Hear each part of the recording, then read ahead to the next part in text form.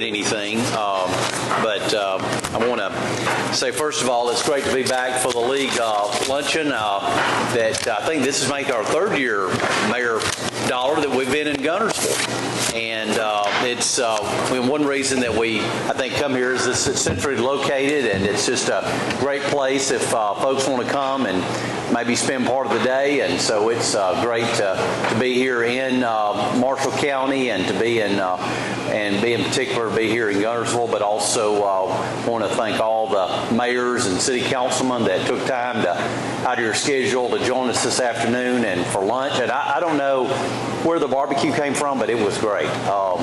Let's give all the ladies a big welcome, or a big thank you for the barbecue and the banana pudding too.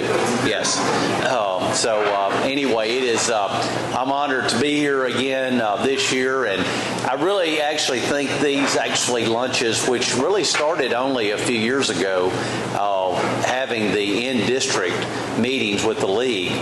When I first got elected, did the Washington fly-in every year, and that was one of the big events that we would have, and you have a chance to meet. But I know people's schedule is such that you can't always fly to Washington for a few days, and it makes it difficult. So it's a little bit easier to meet down here in the district. So having that option is always a good option to do, and so I thank the league for organizing this and reaching out to our office and help put it together. Just want to say glad to have several from my staff here. Let's see, I think I've got to make sure I've got it written down. We got Chris Lawson, my Deputy Chief of Staff, is here. Jennifer Ray, who is our District Director, is here. Simon Joyner is here out of our Washington office. James Manasco is here out of our Gadsden office. And Carson Clark is here, back here in the back. And he works out of he's from Marshall County here, but he's works out of our Coleman office. But and last but not least, I'm glad to have my wife Caroline with me today. I'm glad she could join me, and yeah, we'll go around the block. But we, as you know, Congress is in session during the month of August, and so we're home trying to make some rounds, and I'm glad she can travel with me some, and doesn't never want to miss an opportunity to come over to Guntersville, so I'm glad she could join me here today as well. And let me just say about my staff, they do such a great job. I know you interact with a lot of them, excuse me, on a day-to-day basis when issues come up, and so I just want to say they do a great job, and I can't be everywhere, and there's so many issues, of course, you can imagine, between a district that stretches from the borders on Tennessee, Mississippi, and Georgia. We have a lot of territory to cover, and so I couldn't do it without them, and so I'm thankful for all of their help. And it is, like I said, just an honor to work with each and every one of you in your role as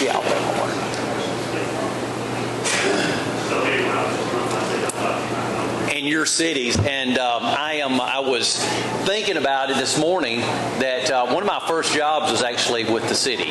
So I have the League of Cities actually near and dear to my heart. Right after I got out of law school, I was hired by the city of Haleville to be the municipal judge.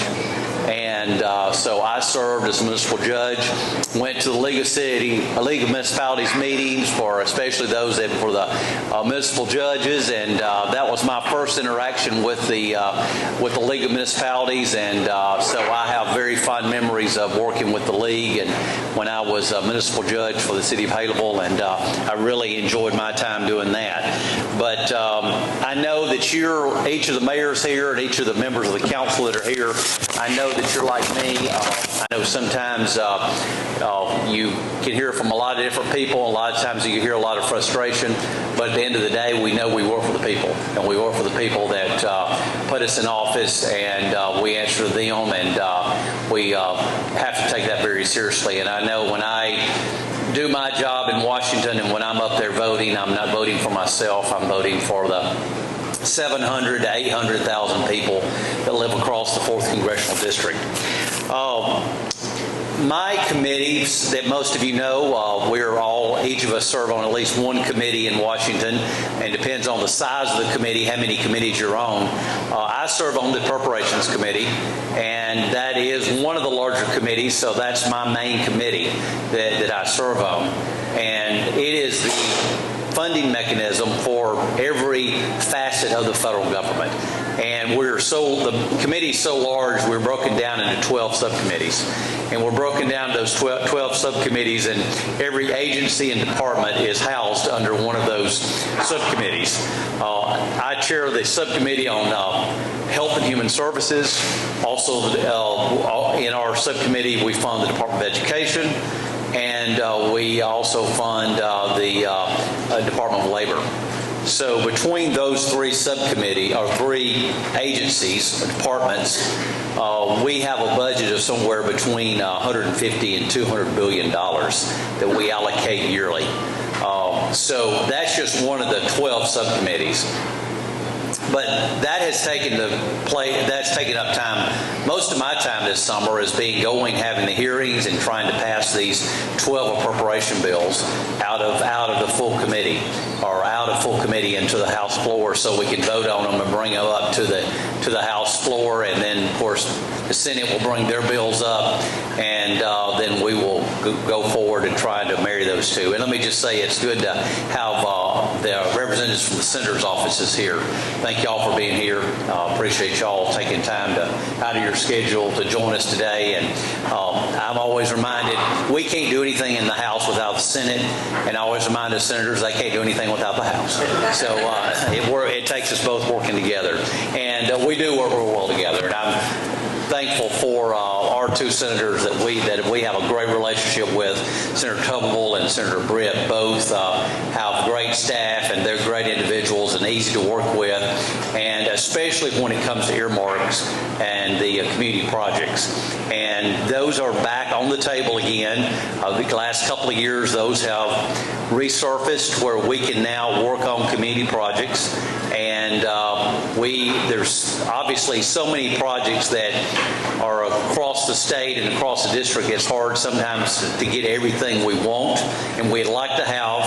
And in the House, we've actually, which I don't agree with, but we have self-imposed that we will limit those to 15 earmarks or 15 community projects per year.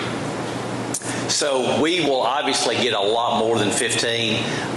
The good thing that senators don't have that restriction.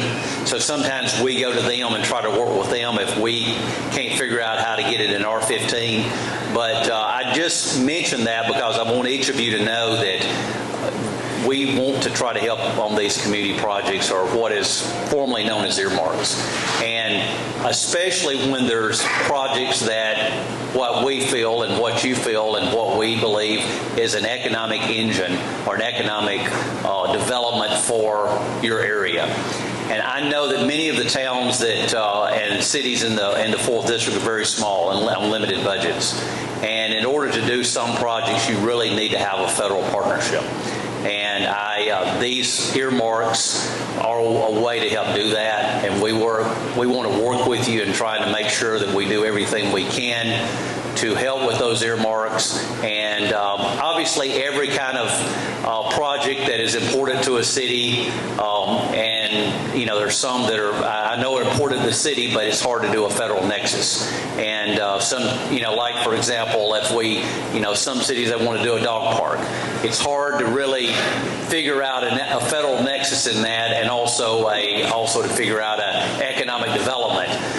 Now, I suppose there's a lot of economic people spend a lot on their dogs and cats, but that would be one that would be very difficult, or like a playground or something. Those are projects that is very difficult for us to get. I just mentioned those, but what we really get excited about and what we can really help with is where you have a project that really is going to spur economic development, going to bring tax dollars into your area, and whether it be a sewer project, whether it be some kind of building that is going to bring more people into your area. any way that we can find a federal nexus. So we are happy to work with you on that. So be thinking about some things that we may could work with you on, and we'll be happy to try to do that. As far as the other appropriation bills, as I said, there's 12 of them in total. One of them is the Transportation and Housing and Urban Development Subcommittee, and under that one comes the CDBG grants, which I know all of you are familiar with, Community Development Block Grants. And again, we think those are very important. We have some forces in Washington that would like to cut that money out, but I do believe they serve a great purpose. That is funded at $3.3 billion this year for the CDBG and in the House version, and we will continue to work to make sure that we get as much as that in the final version as we can. Also, ARC grants is something that I know a lot of you look up to and try to tap into that source from time to time, and we have funded that at $200 million. It's a lot less, but there's only certain states that can be eligible for the ARC grants. So that's in the Energy and Water Subcommittee appropriation bill.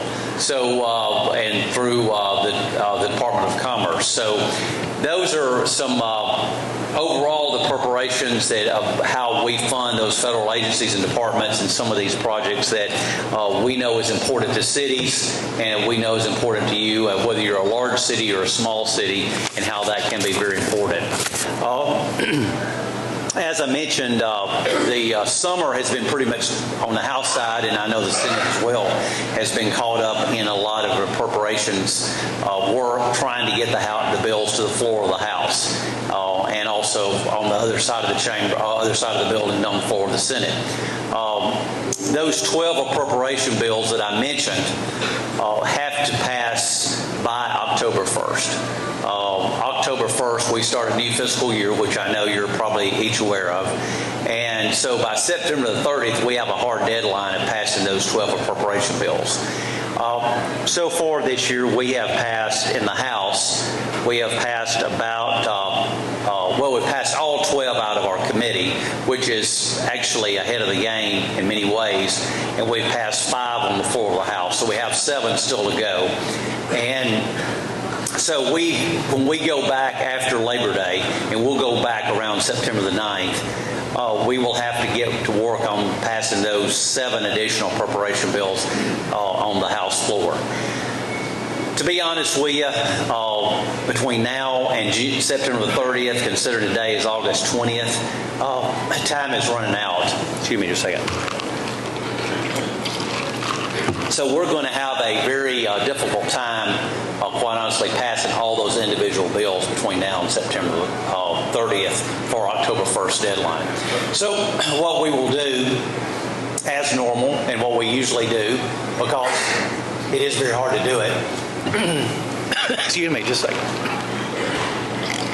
I don't mean to get choked up on this, but it is. But what we'll do is pass a continuing resolution.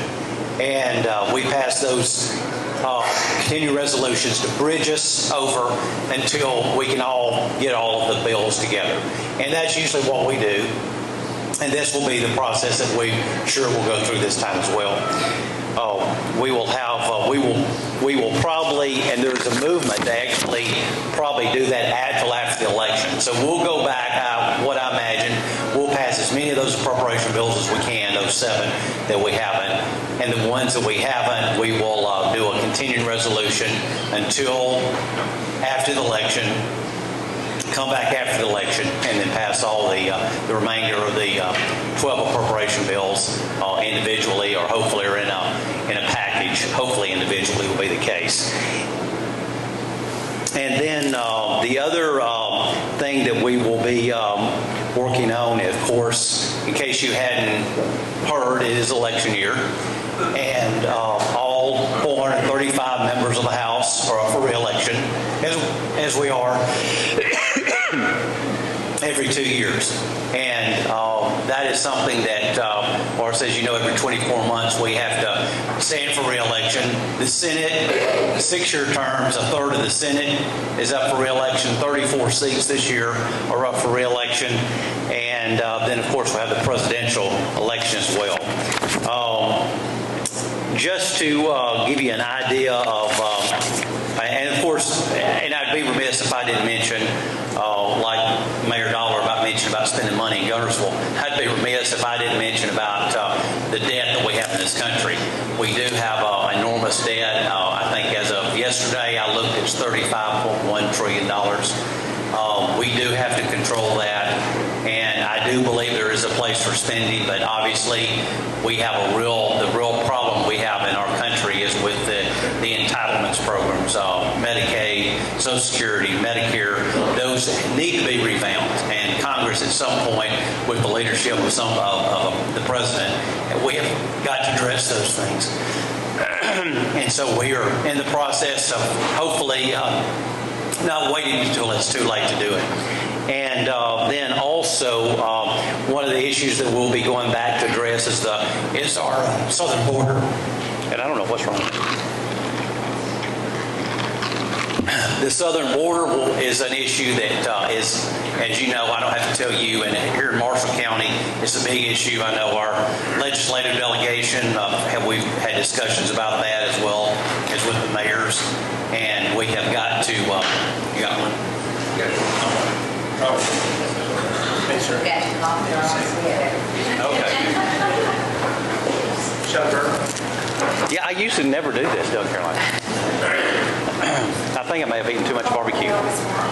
What's that? Emergency cola, they always want. Oh, okay. I'll try one of those. They're fabulous. I got a lot of here now.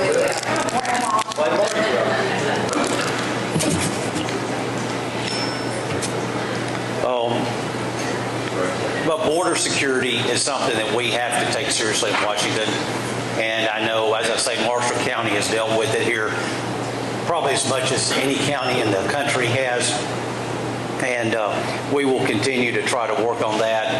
As you know, we've got and I don't mean to be coming across as partisan, because this shouldn't be a partisan issue. This should be an issue that all Americans should work on, whether Democrat or Republican.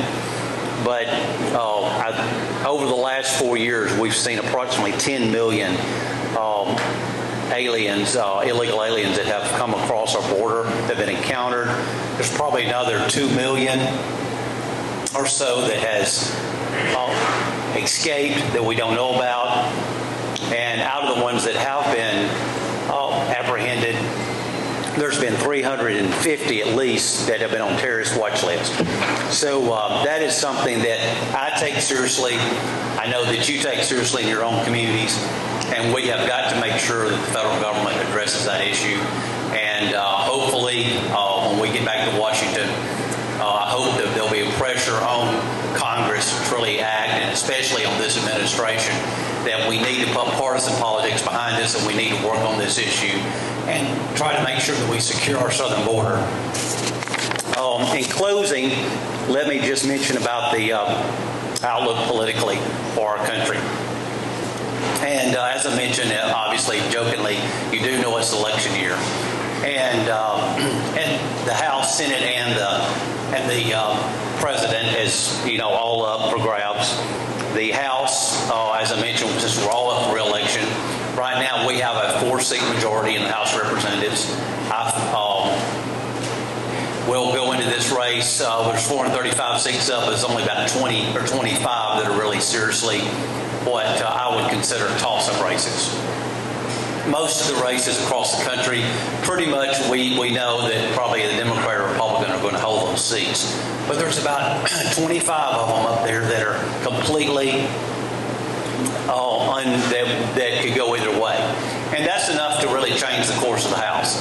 Like I said, the Republicans right now hold a 4-seat majority, but according to the way those 25 seats goes will determine the majority of the House. So it could be either way. The Senate, the same way. Senate right now, as you know, is controlled by the Democrats by 1 seat. But obviously, that is one of those things that with Manchin's seat now flipping Republican, and most likely that's going to go Republican. I don't see West Virginia voting for a Democrat for their Senate. Then that puts it at 50-50. So whoever picks up 1 seat after the West Virginia seat will control the Senate. And then, obviously, there is the presidential race. And I hear so many people, I turn on the news so much to hear them talking about the presidential polls that are being done. And one of the polls that they always talk about is the national poll where either Harris is leading or Trump is leading or whatever the case may be. In my opinion, the national polls really are pretty much meaningless because what will really boil down to about 7 states across the country that will really decide who the next president will be, as it has been for the last election. And just to give you some idea of those 7 states, it's going to boil down to Arizona, Georgia, Michigan, North Carolina, Nevada, Pennsylvania, Wisconsin. Those will be the 7 states to watch. So the polls in those states will be what you would want to look out for and who's leading in those states. Again, because the national polls, that's just, that includes Alabama, California, and we know Alabama's going to go Trump, and we know that California is going to go for Harris, and most of the other states will go one or the other. But these 7 states will determine who is the next president that is going to be elected to the United States of America. Because those 7 states control the delegate count, and whoever gets 270 will be the next president of the United States. So that will be something, of course, that I watch for, and as we move forward on that. So again, I apologize for my throat, but I'll be happy to answer any questions anybody has. If anybody's got any questions or comments, floor's open.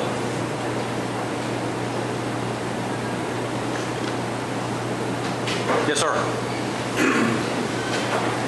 Recognizing the importance of retail and businesses on our main streets, Congress will be faced with renewing the small business tax next year. Can you tell us what your thoughts are on that, and do you think that will come up for reappropriation? Well, that'll be something that, of course, the administration will have a big say-so in. Because whatever legislation, obviously the control of the House and Senate will as well. But obviously I am very supportive of the tax reduction, especially for small businesses. And any way that we can put investment in our communities is vitally important. So I'm all for it, and I'm hopeful that at the end of the day that we will get a bill out next year, whoever the president will be, that we can make sure that we do everything we can to help small businesses and help, and actually, tax cuts across the board. So I'm hoping that will be the case.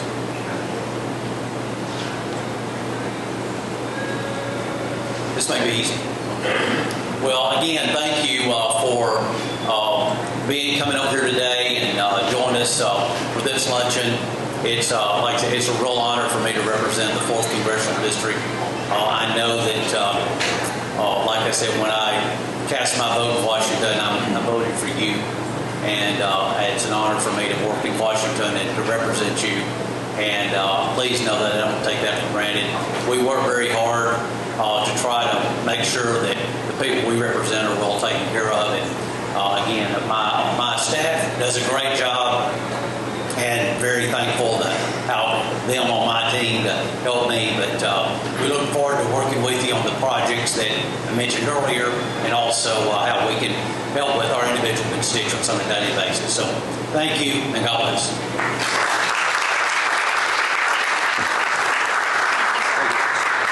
Thank you, Congressman, and thank you, Mayor Dollar, for hosting us in Guntersville. To close out the program, there are a few folks